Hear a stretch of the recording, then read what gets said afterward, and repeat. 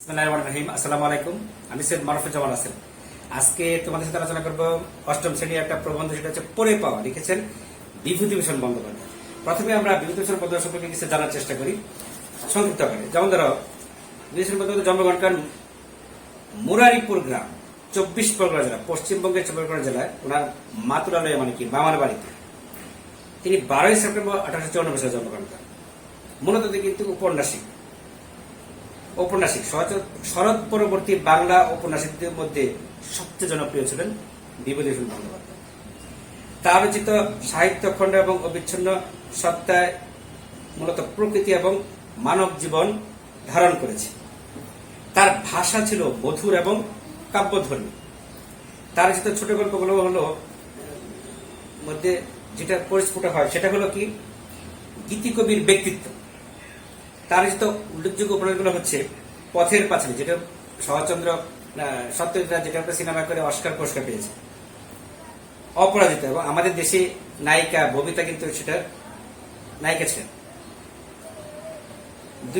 দুটি দৃষ্টিপ্রদীপ, আরণ্যক, আদর্শ হিন্দু হোস্টেল, দেবযান, ইসামতি, অশনি সংকেত, ববিতা অশনি সংকেতে অভিনয় করেছিলেন। আচ্ছা, এবার দেখো পথের পাঁচালী উপন্যাস অবলম্বনে যে চলচ্চিত্রটা হয় সেটা হয় না, পথের পাঁচালী পরবর্তী একটা উপন্যাস তিনি লিখেছেন, সেটা তোমার অপরাজিত, যেটা লেখা হয় তোমার 1931 সালে। তারপর দেখো পথের পাঁচালী যে বিখ্যাত চরিত্র, যেমন অপু, সর্বজয়া, হরিহর, অপর্ণা, তোমার 9-10 উঠে কিন্তু একটা গল্প পড়বে তোমার পথের পাঁচালী সামান্য অংশ নিয়ে, মাটির দ্বীপ, ছোট অংশ। এবং ঋত্বিক ঘটক যেটা করেন অশনি সংকেত, সেটাও কিন্তু বিভূতিভূষণ লেখা।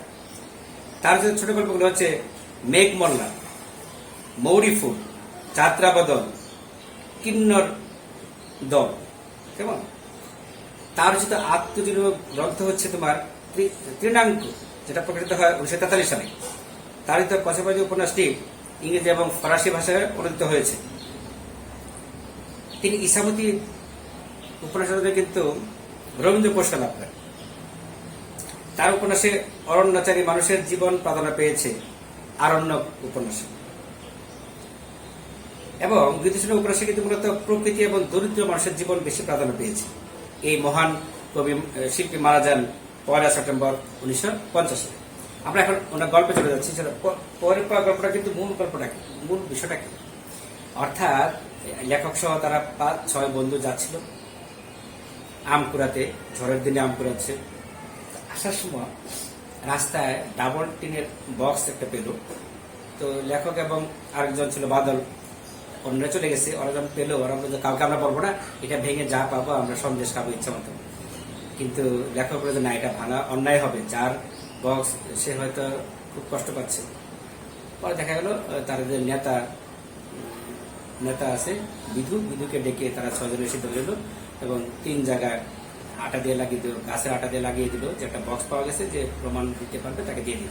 প্রথমবার আসলো মিথ্যে এক লোক আসলো, দ্বিতীয়বার যে আসলো সেও ফলস লোক।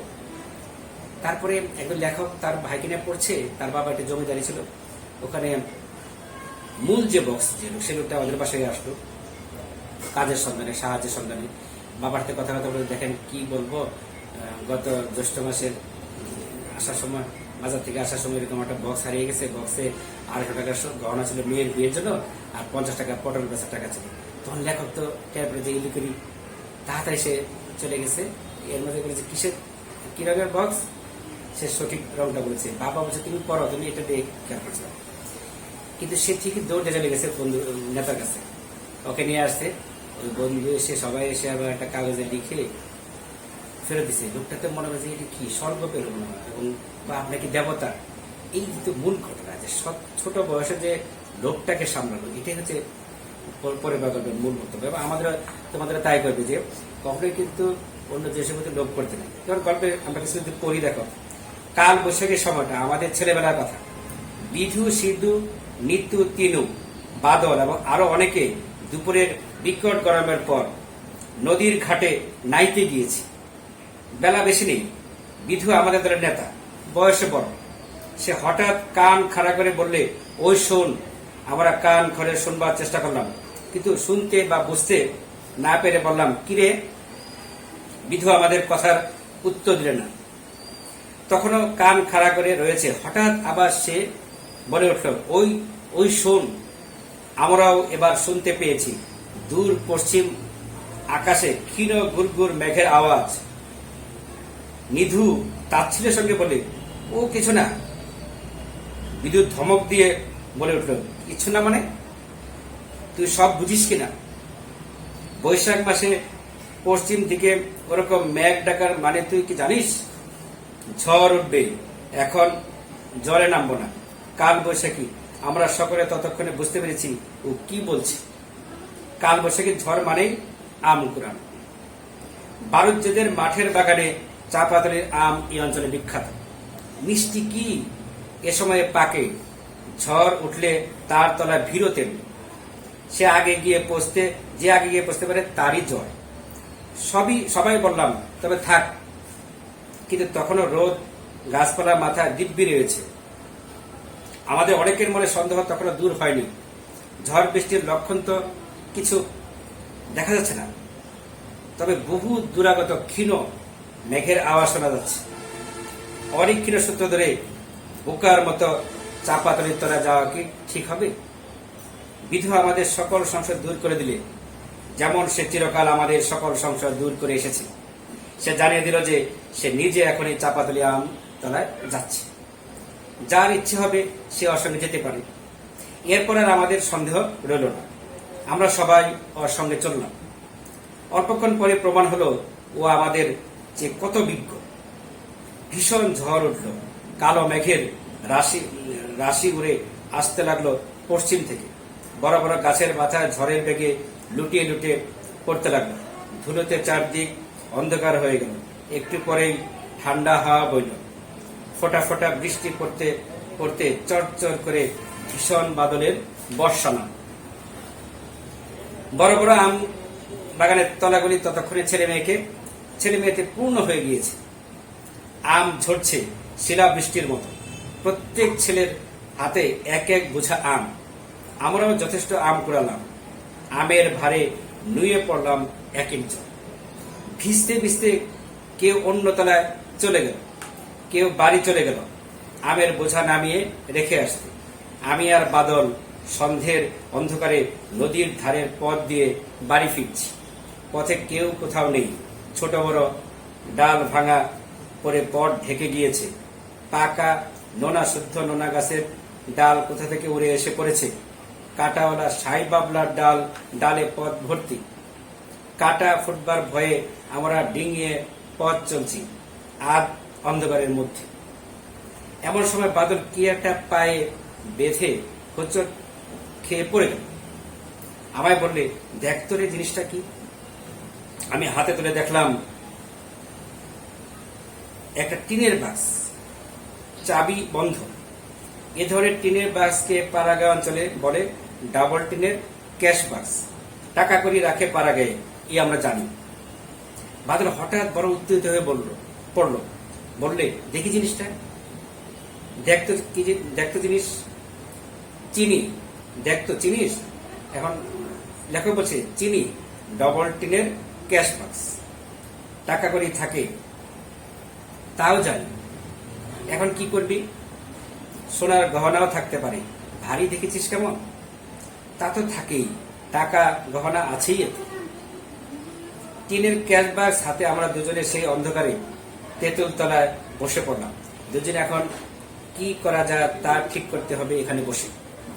আম যে প্রিয় বস্তু, এত কষ্ট করে জল ঝড় অগ্রাহ্য করে যা কুড়িয়ে এনেছি, তাও এক পাশে অনাদৃত অবস্থায় পড়েই রইল, থলেতে বা দড়ির বোনা গেজেতে।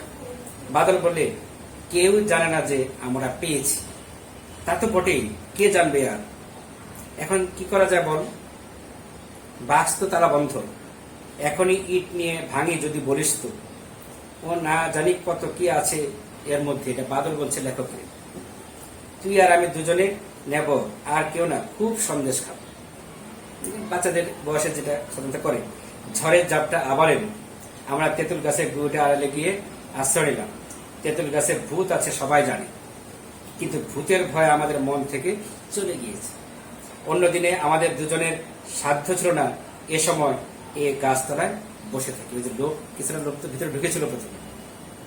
বাদল বলে, শীতে কেঁপে মরছি, কি করা যায় বল? বাড়ি কিন্তু নিয়ে যাওয়া যাবে হবে না, তাহলে সবাইকে ভাগ দিতে হবে, সবাই জেনে যাবে, কি করবি? আমার মাথায় কিছু আসছে না রে, ভাঙি তালা, ইট নিয়ে আসি, তুই থাক এখানে। বাদল বলছে লেখককে। তখন লেখক বলছে, না, তালা ভাঙিস নি, ভাঙলেই তো গেল, অন্যায় কাজ হয় তালা ভাঙলে। ভেবে দেখ, কোন গরিব লোকের হয়তো আজ তার কি কষ্ট হচ্ছে, রাতে ঘুম হচ্ছে না, তাকে ফিরিয়ে দেবো বাক্সটা। বাদল ভেবে বললে, ফেরত দিবি? দেব ভাবছি। কি করে জানবি কার বাক্স? চল, সে মতলব বার করতে হবে, অধর্ম করা হবে। এক মুহূর্তে দুজনের মনই বদলে গেল। দুজনে হঠাৎ ধার্মিক হয়ে উঠলাম। বাক্স ফেরত দেওয়ার কথা মনে আসতেই আমাদের অদ্ভুত পরিবর্তন হলো। বাক্স নিয়ে জল ঝরে ভিজে সন্ধ্যের পর অন্ধকারে বাড়ি চলে এলাম। বাদলদের বাড়ির বিচুলি গাদায় লুকিয়ে রাখা হলো বাক্সটা। তারপর আমাদের দলের এক গুপ্ত মিটিং বসলো বাদলদের ঢাঙ্গা নাট মন্দিরের কোণে। বর্ষার দিন, আকাশ মেঘে মেঘাচ্ছন্ন, ঠান্ডা হাওয়া বইছে। জ্যৈষ্ঠ মাসের প্রথম, সেই কাল বৈশাখের ঝড় বৃষ্টির পরেই বাদলা নেমে গিয়েছে। একটা চাপা গাছের ফোটা চাপা ফুল থেকে বর্ষার হাওয়ার সঙ্গে মিষ্টি গন্ধ ভেসে আসছে। ব্যাং ডাকছে নরহরি বৈষ্ণবের ডোবায়। আমাদের দলের সর্দার বিধুর নির্দেশ মতো এই মিটিং বসেছিল। বাঘ ফেরত দিতেই হবে, ইয়ে আমাদের প্রথম এবং শেষ প্রস্তাব। মিটিংয়ে সে প্রস্তাব পেশ করার আগেই মনে মনে আমরা সেটি মেনে নিয়েছিলাম। বিধুকে বলা হলো, বাক্স ফেরত দেওয়া সম্বন্ধে আমরা সকলে একমত, অতএব এখন উপায় ঠাউরাতে হবে, বাক্সের মালিককে খুঁজে বের করা। কারো মাথায় কিছু আসে না। এ নিয়ে অনেক জল্পনা কল্পনা হল। যে কেউ এসে বলতে পারে বাক্স আমার, কি করে আমরা প্রকৃত মালিককে খুঁজে বের করব? মস্ত বড় কথা, কোন মীমাংসায় হয়। অবশ্যই বিধু ভেবে বললে, মতলব বার করেছি, ঘড়ির মাপে কাগজ কেটে নিয়ে আয় দেখি। বলেছি, বিধুর হুকুম অমান্য করার সাধ্য আমাদের নেই। 2-3খানা কাগজ ওই মাপে কেটে ওর সামনে হাজির করা হলো। বিধু বললে, দেখ, লেখ, বাদল লিখুক, ওর হাতের লেখা ভালো। বাদল বলল, কি লিখবো বলো?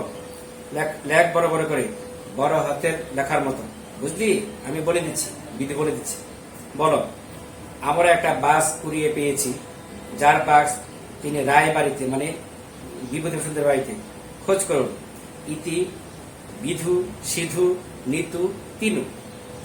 আমি আর বাদল আপত্তি করে বললাম, বারে, আমরা কুড়িয়ে পেলাম, আর আমাদের নাম থাকবে না বুঝি? আমাদের ভালো নাম লেখো। বিধু বললে, লিখে দাও। ভালোই তো, ভালো নাম সবারই লেখো। 3খানা কাগজ লিখে নদীর ধারের বাস্তায় ভিন্ন ভিন্ন গাছে বেলের আঠা দিয়ে মেরে দেওয়া হলো। 2-3 দিন কেটে গেল, কেউ এরা না। 3 দিন পরে একজন কালো মতো রোগা লোক আমাদের চণ্ডী মণ্ডপের সামনে এসে দাঁড়ালো। আমি তখন সেখানে বসে পড়ছি। বললাম, কি চাও? বাবু, ইদির ভীষণ কান্না। লেখকের নাম তো বিভূতিভূষণ, ওটা আসলে বুঝতে পারে। বলছে, ইদির ভীষণ আমার নাম, কেন, কি চাই? একটা বাক্স আপনারা কুড়িয়ে পেয়েছেন, আমার নামের বিকৃত চয়ন করাতে আমি চটে গিয়েছি। তখন লেখক বলছে, বিরক্তি ভাবে বললাম, কিরকম বাক্স? কাঠের বাক্স। না, যাও বাবু, কাঠের নয়, টিনের বাক্স। কিরকম টিন? কালো। না, যাও, আচ্ছা কালো রং না। বাবু দাঁড়ান, আমি বলছি, মোট ঠিক মনে হচ্ছে না, এই রাঙা মতো। না, তুমি যাও। লোকটি অপ্রতিভ ভাবে চলে গেল। বিধুকে খবরটা দিতে সে বলল, ওর নয় রে, লোভে পড়ে এসেছে, ওর মতো আরো কত লোক আসবে। আবার 3-4 দিন কেটে গেল। বিধুর কাছে একজন লোক এলো। তারপরে তারও বর্ণা মিলল না। বিধু তাকে পত্রপাঠ বিদায় দিল। যাবার সময় সে নাকি শাসিয়ে গেল, চৌকিদারকে বলবে, দেখে নেবে আমাদের, ইত্যাদি। বিধু তাচ্ছিল্যের সুরে বললে, যাও যাও, যা পারো করো গিয়ে, বাক্স আমরা কুড়িয়ে পাইনি, যাও। আর কোনো লোক আসে না। বর্ষা পড়ে গেল, সেবার আমাদের নদীতে এলো ভীষণ বন্যা। এবং এখানে পরে আমরা যাচ্ছি দেখো, এবং এই লেখকদের বাড়িতে তখন আসলো দেখো, এক কাপালিক আসলো দেখো। একদিন বিকেলে আমাদের চণ্ডী মণ্ডপে একটা লোক এলো। বাবা বসে হাত বাক্স সামনে নিয়ে জমাজমির হিসেব দেখছেন। গ্রামের ভাদুই কুমোর কুয়ো কাটানোর মজুরি চাইতে এসেছে। আরো দুই একজন প্রজা এসেছে খাজনা পত্তর দিতে। আমরা দুই ভাই বাবার করা শাসনের বইয়ের পাতা উল্টাচ্ছি। এমন সময় একটা লোক এসে বললে, দণ্ডবোধ হই ঠাকুর মশাই। বাবা বলেন, এসো, কল্যাণ হোক। কোথা থেকে আসা হচ্ছে? আজ্ঞে অম্বরপুর থেকে। আমরা কাপালি। বসো, কি মনে করি? তামাক খাও, সাজো। লোকটা তামাক সেজে খেতে লাগলো। সে এসেছে এ গায়ে চাকরির খুঁজে। বন্যা নিরাশ্রয় হয়ে নির্বিষ খোলার গোয়ালাদের চালা ঘরে সপরিবারে আশ্রয় নিয়েছি। এই বর্ষা না আছে কাপড়, না আছে ভাত। দুয়ারে ধান ধার দিয়েছিল গোয়ালারা, দয়া করে সেও এবার ফুরিয়ে এলো। চাকরি না করলে স্ত্রী পুত্র না খেয়ে মরবে। বাবা বলেন, আজ এখানে দুটি ডাল ভাত খাও। লোকটি দীর্ঘ নিঃশ্বাস ফেলে বললে, তা খাও। খাচ্ছি তো আপনাদের। দুরবস্থা যখন শুরু হয় ঠাকুর মশাই, এই গত জ্যৈষ্ঠী মাসে নির্বিষ খোলার হাট থেকে পটল বেচে ফিরছি। ছোট ছেলে মেয়েটার বিয়ে দেব বলে গহনা গড়িয়ে আনছিলাম। প্রায় 250 টাকার গহনা আর পটল বেচা নগদ 50টি টাকা একটা টিনের বাক্সের ভেতরে ছিল। সেটা যে হাটের থেকে ফিরবার পথে গরু গাড়ি থেকে কোথায় পড়ে গেল তার কোনো খোঁজই হলো না। সেই হলো শুরু। তারপর এলো এই বন্যে। বাবা বললেন, বলো কি, অতগুলো টাকা গহনা হারালে? অদৃষ্ট, একেই বলে অদৃষ্ট। আজ সেগুলো হাতে থাকলে আমি কান খাড়া করে শুনছিলাম। লেখক বলছে, বলে উঠলাম, কি রঙের বাক্স? সবুজ টিনের বাক্স। মিলে গেছে। বাবা আমাদের বাক্সের ব্যাপার কিছুই জানান না। আমাকে ধমক দিয়ে দিলেন, তুমি পড়ো না, তোমার সে খোঁজে কি দরকার? কিন্তু আমি ততক্ষণে বই পুত্র ফেলে উঠে পড়েছি। একেবারে এক ছুটে বিধুর বাড়ি গিয়ে হাজির। বিধু আমার কথা শুনে বললে, দাঁড়া, সিধু আর তিনুকেও নিয়ে আসি, ওরা সাক্ষী থাকবে কিনা। বিধুর খুব বুদ্ধি আমাদের মধ্যে, ও বড় হলে উকিল হবে, সবাই বলবে। 8 ঘন্টার মধ্যে আমাদের চণ্ডী মণ্ডপের সামনে বেশ একটা ছোটখাটো ভিড় জমে গেল। বাক্স ফেরত পেয়ে সে লোকটা যেন কেমন হকচকিয়ে গেল। চোখ দিয়ে জল পড়তে লাগলো, আনন্দের জল। কেবল আমাদের মুখের দিকে চায় আর বলে, ঠাকুর মশাই, আপনারা মানুষ না দেবতা? গরিবের উপর এত দয়া আপনাদের? বিধু অত সহজে ভুলবার পাত্র না। সে বললে, দেখে নাও মাল সব ঠিক আছে কিনা, আর এই কাকাবাবুর সামনে আমাদের একটা রসিদ লিখে দাও, বুঝলে? কাকাবাবু, আপনি একটু কাগজ দিন না, ওকে লিখতে জানো তো? না, ও উকিলই হবে।